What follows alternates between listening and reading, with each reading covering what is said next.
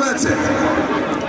যেই জবাবদিহিতামূলক গণতন্ত্র স্বপ্ন, আগামীর বাংলাদেশের স্বপ্ন, সবার আগে বাংলাদেশের স্বপ্ন জনাব তারেক রহমান আমাদেরকে দেখিয়েছেন, সেই স্বপ্নের আলোকে আমাদের প্রথম অঙ্গীকার এলাকায় শান্তি শৃঙ্খলা নাগরিক সেবা ফিরিয়ে আনবো।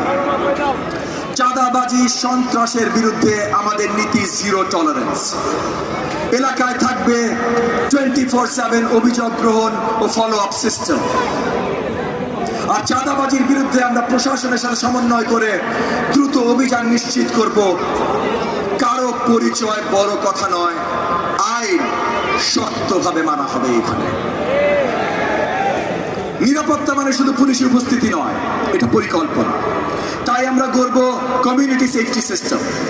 পাড়া মহল্লায় স্ট্রিট লাইটিং, বাজার স্টপেজে সিসিটিভি, স্কুলের সামনে নিরাপত্তা ভলান্টিয়ার টিম, ছিনতাই ডাকাতি রোধে হটস্পট ম্যাপিং করে নিয়মিত টহল হবে। আর জরুরি ঘটনায় দ্রুত রেসপন্স নিশ্চিত করা হবে। কিশোর গ্যাং ও মাদকের বিরুদ্ধে আমাদের অবস্থান হবে সবচাইতে কঠোর। অপরাধীকে ধরে আইনের আওতায় আনবো, একজনকেও ছাড় দেয়া হবে না। কোন ধরনের পৃষ্ঠপোষকতা এই এলাকায় আর চলবে না ইনশাআল্লাহ। কেউ যদি অপরাধ করে তার জন্য থাকবে কঠোর আইনগত ব্যবস্থা। কিন্তু একই সাথে আমরা কিশোরদের ভবিষ্যৎ বাঁচানোর জন্য কাজ করব। যেমন অপরাধীকে ছাড় দেব না, তেমন তরুণরা যেন নতুনভাবে নিজেদের জীবন তৈরি করতে পারে সেই ব্যবস্থা, স্কিল ট্রেনিং থেকে শুরু করে উদ্যোক্তাদের আরো কিভাবে আমরা এনথুজিয়াস্টিক করতে পারি সেই ব্যবস্থা আমরা করব। গ্যাস সমস্যা এটা শুধু ভাগ্যের ব্যাপার না, এটা ব্যবস্থাপনার ব্যর্থতা। আমরা তিতাস ও সংশ্লিষ্ট সংস্থার সাথে নিয়মিত প্রেসার মনিটরিং, লিকেজ রিপেয়ার, অবৈধ সংযোগ বন্ধ আর কোন এলাকায় কখন কাজ হবে তার শিডিউল প্রকাশ করব। এরপর আসে রাস্তাঘাট, ফুটপাথ, ড্রেনেজ।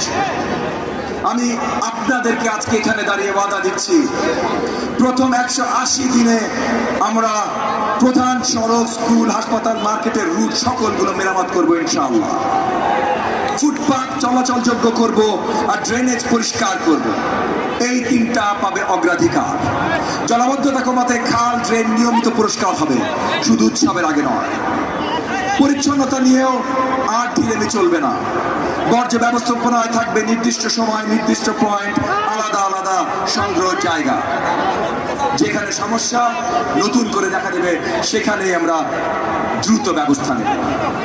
ধুলো আর পরিবেশ নিয়ে আমাদের স্পষ্ট স্লোগান,